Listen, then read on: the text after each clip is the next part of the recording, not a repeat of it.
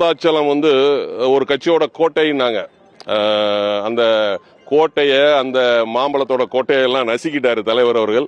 கூட்டத்தை கூட்டினோமா, மாநாடு நடத்தினோமா, கூட்டத்தை காட்டினோமா, அதை வச்சு 4 சீட்டை வாங்கினோமா, அந்த சீட்டை வச்சு வெற்றி பெறுவதற்கான வாய்ப்பை ஏற்படுத்துவோமான்னு சொல்லிட்டு தேர்தல் பணியை பார்க்கறதுல ஒரு நியாயம் உண்டு. அதை விட்டுட்டு அந்த ஈர வெங்காய பேச்செல்லாம் எதுக்கு? இது அவ்வளோ பெரிய இதுன்னு நினைச்சிட்டீங்களா மனசுக்குள்ள? இன்னமும் தேமுதிகவை குறிப்பிட்டு சொல்லும் அப்படின்னா, பாட்டாளி மக்கள் கட்சி குறித்து பல்வேறு விமர்சனங்களை முன்வைத்த போது கூட தேமுதிகவை விமர்சிக்காததற்கு காரணம் விஜயகாந்த் என்கிற ஒரு ஒற்றை மனிதனுக்காக தான். ஆனா அவர் மறைவுக்கு பின்பாவது இந்த மடியர்கள் கூட்டம் மாறுமான்னு பார்த்தா மாறல. அவன் கேள்வி கேட்கறது என்ன? இந்த மாநாடு திருப்பு முனையா அமையுமா, அடுத்து யாரு கூட கூட்டணி வைக்க போறீங்கன்னு கேட்டான். அதை விட்டுட்டு இந்த மீச ராஜேந்திரன் என்ன சொல்றான்? நாங்க வந்து அப்படி பண்ணுவோம், இதை பண்ணுவோம், அவங்க கூட கூட்டணி வைப்போம், அப்படி பேசிட்டு போயிடலாம். ஆனா அந்த வெங்காயம் இல்லாம நாங்க வந்து மாம்பழத்தை வந்து அந்த கொட்டையை நசுக்கினவங்க, அதை புழிஞ்சவங்கன்னா அவ்வளோ பெரிய புளுத்தியா நீ?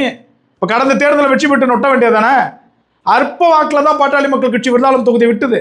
அன்னைக்கு பின்னாடி வந்தான்னா, கொடியை பிடிச்சிட்டு வந்தான்னா ஒரு அறியாமை, ரசிகர் மன்றம், ஒரு ஈர்ப்பு இருந்தது. இன்னைக்கு வாங்கலாம் பார்ப்போம், விருதாச்சலத்தை நில்லுங்களேன், பாட்டாளி மக்கள் கட்சி நிற்கிது, விருதாச்சலத்தை நில்லுங்க.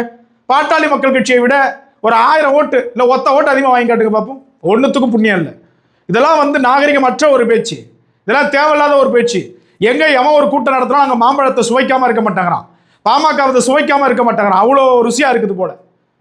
என்ன பேச்சு பேசுறானுங்க, ரொம்ப என்னமோ பெரிய இதாட்டம். இதுக்கெல்லாம் காரணம் வன்னியர்கள் தான். இப்போ நேத்திக்கு ஒருத்தர் கடலூர் மாவட்டத்தை சார்ந்தவர் இருந்திருக்கிறாரு. எதனால? அந்த மாநாட்டுக்கு போய் கூட்ட நெரிசல மூச்சு திணறல் காரணமா. அவர் யாருன்னா வன்னியர். இப்படி வன்னியர்கள் பிற கட்சிகளுக்கு உழைத்து உழைத்து இன்னைக்கு சாவர நிலைமையில இருக்கிறதுனால தான் நீங்க இப்படி பேசுறீங்க. இப்போ இறந்து போன வன்னியருக்கு என்ன பண்ணுவீங்க? ஒன்றும் பண்ண மாட்டீங்க. இது வரைக்கும் ஒரு ஆறுதல் தெரிவிக்கல, ஒரு இரங்கல் தெரிவிக்கல. இந்த லட்சணத்துல நீலாம் பாட்டாளி மக்கள் கட்சி விமர்சனம் பண்ணி பேசுறீங்க. இறந்து போன வன்னியருக்கு ஒரு 10 லட்சம் ரூபா கொடுக்கணும் தேமுதிக சார்பா. அவங்க குடும்பத்தில் இருக்கவங்களுக்கு அரசு வேலை வாங்கி கொடுக்கறதுக்கான முயற்சியை மேற்கொள்ளணும். இது செய்யட்டும், இது நியாயமானது தான். இதுக்கு மீச ராஜேந்திரன் பேசட்டும், சும்மா சம்பந்தம் இல்லாமல் இங்கே வந்து ஆட்டிக்கிட்டு நிற்க வேணாம்.